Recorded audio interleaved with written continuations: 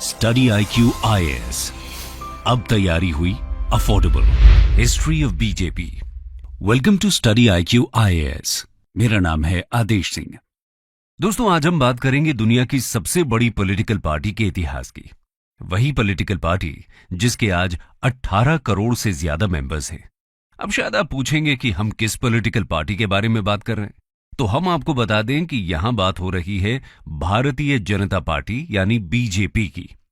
2015 में जैसे ही बीजेपी द्वारा डिक्लेयर्ड उसके टोटल रजिस्टर्ड मेंबर्स की संख्या ने कम्युनिस्ट पार्टी ऑफ चाइना के रजिस्टर्ड मेंबर्स के आंकड़े को क्रॉस किया, तो भारतीय जनता पार्टी इस दुनिया की सबसे बड़ी पॉलिटिकल पार्टी बन गई। यही नहीं, अगर हम आज की स्थिति में देखें तो बीजेपी द्वारा प्रेजेंटेड डेटा के आधार पर बीजेपी के लगभग 18 करोड़ से ज्यादा रजिस्टर्ड मेंबर्स हैं, जो सेकंड प्लेस पर स्टैंड कर रही कम्युनिस्ट पार्टी ऑफ चाइना के मेंबर्स से भी लगभग दुगने हैं। वहीं अगर हम आज इंडिया में बीजेपी के राजनीतिक वर्चस्व की बात करें तो लोकसभा में इसके 303 मेंबर्स हैं, जो इस सदन की कुल सीट्स का 55% से भी ज्यादा है। यही नहीं, इंडिया के 29 में से 13 स्टेट्स में बीजेपी मेजॉरिटी गवर्नमेंट और 4 अन्य में बीजेपी सपोर्टेड गवर्नमेंट है। तो ऐसे में इस पार्टी के इतिहास के बारे में चर्चा करना तो लाजमी है, ताकि ये समझा जा सके कि जो पार्टी महज 4 दशक पहले ही बनी थी, वो आज दुनिया के शिखर पर कैसे पहुंच गई। तो चलिए आज हम जानते हैं इतिहास भारतीय जनता पार्टी का। Predecessors of Bharatiya Janata party.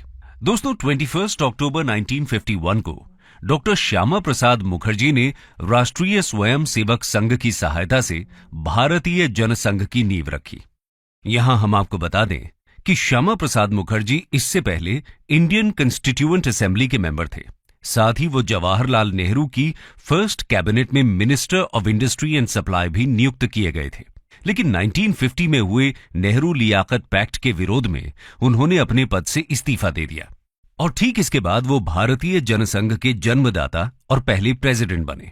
दोस्तों, उस समय इस नवोदित पार्टी का मकसद था इंडिपेंडेंट इंडिया में हिंदुओं की कल्चरल आइडेंटिटी की रक्षा करने के साथ साथ कांग्रेस और मुख्य रूप से जवाहरलाल नेहरू की परसीव्ड मुस्लिम अपीसमेंट पॉलिसी का विरोध करना। साथ ही जनसंघ की मांग थी कि जम्मू और कश्मीर का भारत में पूर्ण रूप से विलय कर लिया जाए। लेकिन उस दौर में कांग्रेस का एक छत्र राज था, जिसके चलते 1951-52 में हुए इंडिपेंडेंट इंडिया के पहले जनरल इलेक्शंस में ये पार्टी केवल 3 ही सीट्स जीत पाई। इसके बाद ये पार्टी खुद को मजबूत कर ही रही थी कि 1953 में श्यामा प्रसाद जी के आकस्मिक निधन से इसे एक गहरा झटका लगा। लेकिन इसके कुछ ही समय बाद उस समय राष्ट्रीय स्वयं सेवक का एक जाना माना चेहरा रहे पंडित दीनदयाल उपाध्याय जी ने जनसंघ को एक नई दिशा दी। साथ ही 1967 तक जनसंघ के जनरल सेक्रेटरी रहते हुए उन्होंने इसके ग्राउंड लेवल ऑर्गेनाइजेशन को मजबूत करने पर अपना विशेष ध्यान दिया। केवल यही नहीं, कहा जाता है कि वो दीनदयाल उपाध्याय जी थे जिन्होंने भविष्य में जन्म लेने वाली भारतीय जनता पार्टी की एक तरह से वैचारिक नींव रखी। इसी बीच 1967 के जनरल इलेक्शंस में जनसंघ ने 35 सीट्स जीती, जिससे ये लोकसभा की तीसरी सबसे बड़ी पार्टी बनकर उभरी। जनसंघ ने हिंदी स्पीकिंग रीजन की दूसरी नॉन कांग्रेस एफिलिएटेड क्षेत्रीय पॉलिटिकल पार्टीज के साथ मिलकर संयुक्त विधायक दल का भी गठन किया। इनके साथ मिलकर जनसंघ ने मध्य प्रदेश, बिहार और उत्तर प्रदेश में अपनी गठजोड़ वाली सरकार बनाई। ये पहला मौका था जब जनसंघ किसी पॉलिटिकल ऑफिस में स्थापित हुआ था। इसी बीच अटल बिहारी वाजपेयी और लाल कृष्ण आडवाणी जैसे यंग लीडर्स भी जनसंघ में अपनी जगह बना चुके थे और 1968 में उपाध्याय जी के बाद जनसंघ की बागडोर अटल जी ने संभाली। इस दौरान यूनिफॉर्म सिविल कोड का गठन, गौ हत्या पर प्रतिबंध और जम्मू कश्मीर के स्पेशल स्टेटस को खत्म करना ही इस पार्टी का मेजर एजेंडा था। इसी दिशा में जनसंघ अपनी राजनीतिक पकड़ मजबूत कर ही रहा था कि 1975 में श्रीमती इंदिरा गांधी ने देश में इमरजेंसी लगा दी, जिसके विरोध में जनसंघ ने भी अन्य ऑपोजिशन पार्टीज के साथ मिलकर आंदोलन का मोर्चा खोल दिया। इमरजेंसी के विरोध में हुए इस नेशन वाइड प्रोटेस्ट के चलते जनसंघ के हजारों कार्यकर्ताओं को कांग्रेस सरकार ने जेल में डाल दिया। लेकिन जब 1977 में इमरजेंसी को ऑफिशियली हटाया गया और फ्रेश जनरल इलेक्शंस ऑर्गेनाइज कराए गए, तो जनसंघ ने इंडिया के पॉलिटिकल स्पेक्ट्रम की सभी ऑपोजिशन पार्टीज जैसे सोशलिस्ट पार्टी, कांग्रेस ओ और भारतीय लोक दल के साथ मिलकर जनता पार्टी को जन्म दिया। परिस्थितियों की वजह से एकजुट होकर बनी इस नई विलक्षण पार्टी का सिर्फ एक ही उद्देश्य था, इंदिरा गांधी की कांग्रेस पार्टी को हराकर सत्ता से बेदखल करना। और जब इस चुनाव के नतीजे आए तो वो हो गया जिसकी किसी ने कल्पना भी नहीं की थी। देश में पहली बार कांग्रेस सत्ता के बाहर थी और जनता पार्टी की सरकार गठित हो रही थी। इस न्यूली फॉर्म्ड गवर्नमेंट ने मोरारजी देसाई को देश का प्रधानमंत्री नियुक्त किया, लेकिन इस गवर्नमेंट में सबसे बड़ा शेयर जनसंघ का ही था। इस चुनाव में जनसंघ को 93 सीट्स मिली थी, जो इस पार्टी को मिली कुल सीट्स का 31% था। इस नवनियुक्त गवर्नमेंट में जनसंघ के प्रीवियस लीडर अटल बिहारी वाजपेयी को मिनिस्टर ऑफ एक्सटर्नल अफेयर्स बनाया गया। ऐसे गठजोड़ से ये मिलीजुली सरकार बन तो गई, लेकिन इसके कंस्टिट्यूएंट पार्टीज के बीच सामंजस्य यानी कंपैटिबिलिटी का अभाव था। और ऐसा इसलिए भी था क्योंकि इसकी अलग अलग कंस्टिट्यूएंट पार्टीज की आइडियोलॉजीज भी एक दूसरे से काफी डिफरेंट थी, जिसके चलते इसके एक घटक दल ने आरएसएस एसोसिएटेड जनसंघ के मेंबर्स से इस ड्यूअल मेंबरशिप को खत्म करने की मांग की, लेकिन उनकी इस मांग को जनसंघ के मेंबर्स ने मानने से इनकार कर दिया। इसके चलते जनता पार्टी का एक फैक्शन जनता पार्टी सेक्युलर के नाम से इस सरकार से अलग हो गया, और इसका नतीजा ये हुआ कि मोरारजी देसाई की ये मेल जोल से बनी सरकार गिर गई। ऐसे में 1980 में जनरल इलेक्शंस फिर से ऑर्गेनाइज हुए, लेकिन इनमें जनता पार्टी ने बहुत बुरा परफॉर्म किया और केवल 31 सीट ही जीत पाई, जिसके बाद अप्रैल 1980 में अपनी इस करारी हार की विवेचना करने के लिए बुलाई गई जनता पार्टी की नेशनल एग्जीक्यूटिव पार्टी की मीटिंग में यह फैसला किया गया कि पार्टी के सभी मेंबर्स को अपनी ड्यूअल मेंबरशिप छोड़नी होगी। इशारा साफ था, जनसंघ के मेंबर्स के पास सिर्फ दो ही रास्ते थे, या तो वो जनता पार्टी को चुने या फिर आरएसएस को। लेकिन इस मांग के उत्तर में जनसंघ के मेंबर्स ने जनता पार्टी का साथ छोड़ने का फैसला कर लिया, और इस तरह जनता पार्टी से अलग होकर पूर्व में मुख्य रूप से जनसंघ का पार्ट रहे आरएसएस एफिलिएटेड मेंबर्स ने मिलकर 6 अप्रैल 1980 को भारतीय जनता पार्टी को जन्म दिया, जो आने वाले समय में भारतीय राजनीति का केंद्र बनने वाली थी। तो चलिए यहां से अब हम अपनी कहानी के अगले भाग में चलते हैं, the rise of Bharatiya Janata party. दोस्तों, यहां तक हमने देखा कि किस तरह भारतीय जनता पार्टी भले ही आज से लगभग 4 दशक पहले बनी हो, लेकिन उसके उद्गम की भूमिका भारत की आजादी के साथ ही बननी शुरू हो गई थी। हालांकि बीजेपी एक नवोदित पॉलिटिकल पार्टी थी, फिर भी इसमें जनसंघ के ओरिजिनल स्ट्रक्चर की झलक साफ देखी जा सकती थी। यही कारण है कि बीजेपी के पहले प्रेसिडेंट भी उस समय जनसंघ का प्रमुख रहे अटल बिहारी वाजपेयी जी ही थे। अपने शुरुआती दिनों में इस पार्टी को अपनी जमीन तलाशने में बहुत सी दिक्कतें आईं। इसका एक बड़ा कारण यह भी था कि जनसंघ से अलग पहचान बनाने के लिए नवोदित बीजेपी अपनी आइडियोलॉजी को लेकर कुछ हद तक कंफ्यूज थी। यही कारण था कि वो जनसंघ की हिंदुत्व वाली इमेज से अलग हटकर खुद को जनता पार्टी का एक अहम घटक दल और गांधीवादी सोशलिज्म की मॉडरेट आइडियोलॉजी से जोड़ने की कोशिश कर रही थी। बीजेपी की इस कंफ्यूज्ड आइडियोलॉजी और इंदिरा गांधी जी की नृशंस हत्या के चलते जनता में कांग्रेस के लिए जगी सिंपैथेटिक वेव का ही नतीजा था कि 1984 के जनरल इलेक्शंस में बीजेपी केवल 2 सीट्स और टोटल वोट्स का महज 7% ही जीत पाई। दोस्तों, आगे बढ़ने से पहले आपके लिए एक सवाल है, क्या आप बता सकते हैं कि बीजेपी की तरफ से 1984 के लोकसभा इलेक्शंस में ये 2 सीट्स किसने जीती थी? और हां, वो वाजपेयी जी और आडवाणी जी दोनों ही नहीं थे। आप इसका जवाब हमारे कमेंट सेक्शन में जरूर दीजिएगा। बहरहाल, अपनी इस करारी हार से सीख लेते हुए बीजेपी ने अपने स्टांस में बदलाव किया। अब लाल कृष्ण आडवाणी को पार्टी का प्रेसिडेंट नियुक्त किया गया और अब ये पार्टी फिर से आरएसएस और जनसंघ की ओरिजिनल हार्डलाइनर हिंदू नेशनलिज्म की आइडियोलॉजी के साथ आगे बढ़ने लगी। इसी बीच अर्ली 1980s में ही विश्व हिंदू परिषद ने बाबरी मस्जिद और राम जन्मभूमि को लेकर एक आंदोलन शुरू किया था। हिंदू आस्था से जुड़े इसी मुद्दे को लेकर बीजेपी ने भी आडवाणी जी के नेतृत्व में राम जन्मभूमि मूवमेंट की नींव रखनी शुरू कर दी थी। साथ ही विश्व हिंदू परिषद के इस आंदोलन में अपने पूर्ण सहयोग की बात करते हुए बीजेपी ने इसे अपने इलेक्टोरल मैनिफेस्टो का भी पार्ट बना लिया था। एक तरह से यही वो मुद्दा था जिसने स्ट्रगल करती बीजेपी में नए प्राण फूंक दिए। इस मुद्दे को लेकर चलाए जा रहे अपने कैंपेन की वजह से ही लोगों में इस पार्टी को लेकर सपोर्ट बढ़ने लगा था, जिसका पहला परिणाम 1989 के जनरल इलेक्शंस में देखने को मिला। जहां बीजेपी को 86 लोकसभा सीट्स मिली थी। लोकसभा में मिली इस सफलता की वजह से BJP newly formed VP Singh की नेशनल फ्रंट गवर्नमेंट की एक क्रूशल कंस्टिट्यूएंट बन गई थी और इसके बाद से ही बीजेपी हमेशा इंडियन पॉलिटिक्स के सेंट्रल स्टेज पर बनी हुई है। लेकिन इस स्टेज पर बीजेपी का असली परफॉर्मेंस अभी आना बाकी था। अब बीजेपी कुछ ऐसा करने वाली थी जो उसे हिंदुस्तान की मेजॉरिटेरियन हिंदू पॉपुलेशन से सीधे जोड़ने वाला था, जिससे न केवल बीजेपी बल्कि भारत की पूरी राजनीति बदलने वाली थी। तो चलिए अब इसे जानने के लिए हम अपनी कहानी के अगले अध्याय की तरफ बढ़ते हैं। The Ram Janmabhoomi movement. 1990 का दशक आते आते देश का बच्चा बच्चा अटल बिहारी वाजपेयी और खासतौर पर लाल कृष्ण आडवाणी का नाम जानने लगा था। इसी बीच सितंबर 1990 में आडवाणी जी ने अयोध्या में राम मंदिर बनाए जाने के सपोर्ट में सोमनाथ से अयोध्या तक रथ यात्रा निकालने का आह्वान किया और इस रथ यात्रा के साथ ही भारतीय राजनीति केसरिया रंग से रंग गई। आडवाणी जी का कहना था कि इस यात्रा का मकसद पूरे भारत से इस मंदिर के लिए सपोर्ट जुटाना और हिंदुओं को जागृत करना था।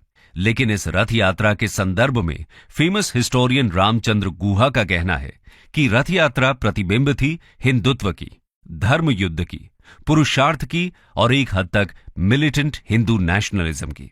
खैर, इस यात्रा को चाहे किसी भी चश्मे से देखा जाए, लेकिन इस पूरी यात्रा के दौरान आडवाणी जी अपने पब्लिक स्पीचेस में गवर्नमेंट पर मुस्लिम तुष्टीकरण और स्यूडो सेक्युलरिज्म की आड़ में हिंदुओं के लेजिटिमेट एस्पिरेशंस को दरकिनार करने का आरोप लगाते रहे। इस बीच वो इस मूवमेंट और अपनी पार्टी के लिए जनता से सहयोग की अपील भी करते रहे।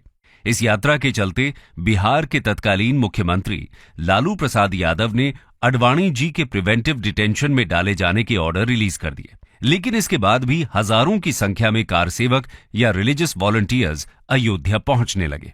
उत्तर प्रदेश में इस बढ़ते जमावड़े को देखते हुए उत्तर प्रदेश के तत्कालीन चीफ मिनिस्टर मुलायम सिंह यादव ने हजारों कार सेवकों को डिटेन करने के ऑर्डर्स दे दिए। लेकिन उसके बाद भी बहुत से कार सेवक अयोध्या पहुंच गए। इसे देखते हुए अयोध्या में पैरामिलिट्री फोर्सेस लगानी पड़ी। इसी बीच फोर्सेस और कार सेवकों के बीच झड़प हो गई, जिसमें बहुत से कार सेवकों को अपनी जान गंवानी पड़ी। इस घटना के बाद उत्तर प्रदेश का माहौल बिगड़ने लगा और उत्तर प्रदेश में बहुत सी जगहों पर दंगे शुरू हो गए। इसी बीच बीजेपी ने वीपी सिंह गवर्नमेंट से भी अपना सहयोग वापस ले लिया, जिसके चलते फिर से फ्रेश इलेक्शंस हुए और इस बार बीजेपी को 120 सीट्स मिली। साथ ही उत्तर प्रदेश में भी बीजेपी की सरकार बन गई। लेकिन इस कहानी में सबसे बड़ा मोड़ आना अभी बाकी था। 6 दिसंबर 1992 राष्ट्रीय स्वयं सेवक संघ और उसके एफिलिएट्स ने एक रैली ऑर्गेनाइज की, जिसमें विश्व हिंदू परिषद और बीजेपी के 1 लाख से ज्यादा एक्टिविस्ट शामिल हुए। ये रैली अयोध्या के उसी विवादित राम जन्मभूमि के पास ही हो रही थी। लेकिन उसी दिन संदिग्ध परिस्थितियों में ये रैली उग्र हो गई और इसमें शामिल हुई लाखों की भीड़ ने विवादित बाबरी मस्जिद पर हमला करके उसे तहस नहस कर दिया। ये घटना एक अर्थक्वेक के समान थी, जिससे निकलने वाली तरंगे आने वाले बहुत से हफ्तों तक देश के अलग अलग हिस्सों में हिंदू मुस्लिम दंगों के रूप में फैलती रही और देश भर में हुए इन दंगों में हजारों लोगों की मौत हो गई। इस विवादास्पद घटना के बाद गवर्नमेंट ने विश्व हिंदू परिषद को बैन कर दिया और साथ ही आडवाणी और अन्य बीजेपी लीडर्स को भीड़ को उकसाने और उग्र भाषण देने के आरोप में अरेस्ट कर लिया। इस घटना के बारे में बहुत से हिस्टोरियंस का मानना है कि ये एकाएक हुई घटना नहीं, बल्कि सोची समझी प्री प्लान्ड कंस्पिरेसी थी। इसी संदर्भ में 2009 में जस्टिस मनमोहन सिंह लिबाहान की रिपोर्ट में बीजेपी के बहुत से नामचीन लीडर्स जैसे अटल जी, आडवाणी जी, मुरली मनोहर जोशी समेत 68 को इस डेमोलिशन के लिए दोषी माना गया। इस रिपोर्ट के अनुसार इनके भाषणों और बहकावे में ही बाबरी मस्जिद डिमोलिश की गई। साथ ही उस वक्त की कल्याण सिंह की यूपी स्टेट गवर्नमेंट को भी इस घटना में शामिल माना गया। लेकिन 30 सितंबर 2020 को आए सुप्रीम कोर्ट ऑफ इंडिया के फैसले में इन सभी लीडर्स को दोषी न मानते हुए इन्हें बरी कर दिया गया। अब इन तथ्यों और उनकी विवेचना के आधार पर हम इस घटना को किसी भी तरह देख सकते हैं। लेकिन फिर भी इस सब के बीच भी जो एक बात स्पष्ट रूप से नजर आती है वो ये कि आजाद भारत के इतिहास की शायद यही वो सबसे बड़ी घटना है जिसने हिंदुस्तान के आने वाले कल को हमेशा के लिए बदल कर रख दिया। खैर, यदि हम अपनी कहानी में आगे बढ़ें तो हम देखेंगे कि बीजेपी ने इसी दौरान राम जन्मभूमि से जुड़ी इस रथ यात्रा के अलावा भी एक यात्रा की थी, और वो थी दिसंबर 1991 में तत्कालीन बीजेपी प्रेसिडेंट मुरली मनोहर जोशी के नेतृत्व में की गई एकता यात्रा। ये यात्रा देश में एकीकरण का संदेश देने के लिए कन्याकुमारी से 11 दिसंबर 1991 में शुरू की गई थी और 14 स्टेट से होते हुए 26 जनवरी 1992 को श्रीनगर के लाल चौक पर तिरंगा फहराने के साथ खत्म हुई। लेकिन दोस्तों, बीजेपी की इन दोनों ही यात्राओं में भी एक और समानता थी। वो ये थी कि इन दोनों के आयोजन में भारत के current prime minister Narendra Modi ji ने एक अहम किरदार निभाया था। ऐसे में हम समझ सकते हैं कि भारत का भावी नेतृत्व भी इन्हीं आंदोलनों के बीच तैयार हो रहा था। लेकिन भारत की सत्ता इस नए नेतृत्व के हाथ में सौंपे जाने के लिए अभी 2 दशक का समय शेष था। तो इसी बीच के 2 दशकों में बीजेपी का क्या हुआ, इसे जानने के लिए चलिए अब हम अपने अगले अध्याय में चलते हैं। The BJP turned into NDA. दोस्तों, 90s का दशक आते आते कांग्रेस अब वो पुरानी वाली कांग्रेस नहीं रही थी। उसे चुनौती देने के लिए बहुत से क्षेत्रीय दल लामबंद हो रहे थे, लेकिन इनमें से कोई भी अकेले टक्कर देने में सक्षम नहीं था। ऐसे में बीजेपी, जो अब तक भारत की दूसरी सबसे बड़ी पार्टी बन चुकी थी, ऐसी कांग्रेस विरोधी आंदोलनों का नेतृत्व करने के लिए परिपक्व हो चुकी थी। अब अगले 2 दशक तक बीजेपी, जो इन दलों के साथ मिलकर एनडीए या नेशनल डेमोक्रेटिक अलायंस बना चुकी थी, उसका सीधा मुकाबला यूपीए या यूनाइटेड प्रोग्रेसिव अलायंस के रूप में कांग्रेस के घटक दलों से हो रहा था। इस दौरान बीजेपी का नेतृत्व एक तरह से अटल बिहारी वाजपेयी जी के हाथ में रहा, जिन्होंने 3 अलग अलग बार देश की कमान भी संभाली, लेकिन उनमें से एक ही बार वो अपना कार्यकाल पूरा कर पाए। इसका एक बड़ा कारण यही था कि ये दौर गठजोड़ की सरकारों का था, जहां घटक दलों के मूड के अनुसार सरकार बनती या गिरती थी। फिर भी उसके बीच राजनीति में बीजेपी के बढ़ते कद और जमीन पर उसकी बढ़ती पकड़ को साफ देखा जा सकता था। इस बीच जब अटल जी ने 1999 से 2004 तक अपनी सरकार बनाई, तो उस बीच उनके गवर्नमेंट की काफी सराहना हुई। साथ ही उस बीच जिस तरह से उनके द्वारा पाकिस्तान से संबंध सुधारने के लिए बस यात्रा के माध्यम से पहल की गई, उसकी भी देश विदेश में काफी सराहना हुई। लेकिन भारत की तरफ से हुई इस पहल के बाद भी पाकिस्तान के हाथों कारगिल युद्ध के नाम पर भारत को सिर्फ धोखा ही हाथ लगा। ऐसे मुश्किल वक्त में जिस तरह से अटल जी के नेतृत्व में भारतीय सेना ने पाकिस्तान को मुंह तोड़ जवाब दिया, ऐसा माना जा रहा था कि अटल जी की सरकार दोबारा बनना तय है। लेकिन आशाओं के विपरीत कांग्रेस यूपीए के रूप में वापस लौट आई। यही नहीं, कांग्रेस एडमिनिस्ट्रेशन पर लगातार उठते सवालों के बाद भी यूपीए ने अपने 2 कंसेक्यूटिव टर्म्स पूरे किए, जिसे देखकर लगता था कि अब शायद कांग्रेस का वही पुराना दौर वापस आ गया है। लेकिन इस कहानी में अभी एक आखिरी मोड़ आना बाकी था, और ये मोड़ आना इसलिए भी जरूरी हो गया था क्योंकि बीजेपी का एक नया नेतृत्व एक नई दिशा के साथ तैयार हो चुका था। ऐसा नेतृत्व जिसकी नींव उसकी 2 देशव्यापी यात्राओं के दौरान 2 दशक पहले ही पड़ गई थी। जी हां, हम बात कर रहे हैं नरेंद्र मोदी जी की। तो चलिए अब हम अपनी कहानी के आखिरी अध्याय की ओर बढ़ते हैं। The NDA turned BJP. दोस्तों, यूपीए के सेकंड टर्म में उस पर बहुत से करप्शन के आरोप लग रहे थे, साथ ही महंगाई भी आसमान छू रही थी। ऐसे में देश की जनता परिवर्तन चाहती थी और वो उन्हें गुजरात के तत्कालीन सीएम और बीजेपी के पीएम कैंडिडेट नरेंद्र मोदी में देखने को मिल रहा था। ये मोदी जी की फैन फॉलोइंग ही थी जिसने 2014 और फिर 2019 में उनके द्वारा लड़े गए प्रेसिडेंशियल स्टाइल इलेक्शंस में ऐतिहासिक जीत दिलाई। और ये इस जीत का ही नतीजा था कि जहां एक समय बीजेपी को सरकार बनाने के लिए एनडीए का सहारा लेना पड़ रहा था, वहीं अब बीजेपी अकेले अपने दम पर सरकार बना पाने में सक्षम थी। यही नहीं, सेंट्रल इलेक्शंस हों या फिर स्टेट, बीजेपी पीएम मोदी के नाम पर ही इलेक्शंस लड़ती देखी जाती है। ऐसे में यह समझना मुश्किल नहीं है कि 2014 और 2019 में हुए इन जनरल इलेक्शंस में भी लोग अपनी कॉन्स्टिट्यूएंसी के लिए कैंडिडेट नहीं बल्कि अपने लिए पीएम चुन रहे हैं। लेकिन बीजेपी के इस टर्न अराउंड के श्रेय का हकदार एक व्यक्ति और है, और वो है उसे 2014 के जनरल इलेक्शन में जीत दिलाने में एक अहम भूमिका निभाने वाले तत्कालीन बीजेपी प्रेसिडेंट और current home minister Amit Shah. ये अमित शाह जी का पॉलिटिकल एक्यूमेन ही है जिस वजह से उन्हें आज की राजनीति का चाणक्य भी कहा जाता है। ये उनका किया हुआ ग्राउंड वर्क ही है जिस वजह से बीजेपी आज न केवल इंडिया की बल्कि दुनिया की सबसे बड़ी पार्टी बन गई है। जबकि वहीं दूसरी ओर एक समय देश पर एक छत्र शासन करने वाली कांग्रेस आज सिमटती जा रही है। अब भविष्य में ये मोदी शाह की जोड़ी क्या रंग दिखाती है, ये देखना दिलचस्प होगा। दोस्तों, इस बारे में आपको क्या लगता है, हमें कमेंट सेक्शन में जरूर बताइएगा। स्टडी IQ IAS, अब तैयारी हुई अफोर्डेबल।